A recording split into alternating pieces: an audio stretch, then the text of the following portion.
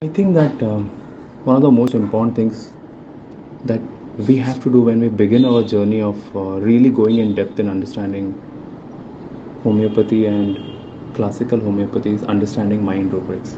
I believe this was one of the first things I started doing.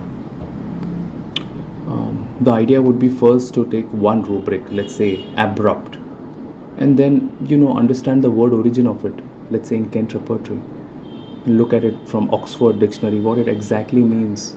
Abrupt comes from the word disrupt, rupture, sudden, and read exactly from the source book what it means.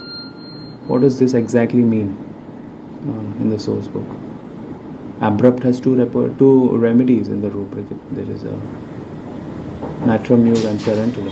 And then read where does natramur, which brewings natramur comes with abrupt, which brewings tarantula comes. Probably tarantula comes from herrings brewings. Then study all the sub rubrics, of abrupt. For example, there's a rubric abrupt yet affectionate. There is pulsarilla there. Then differentiate this rubric from different rubrics.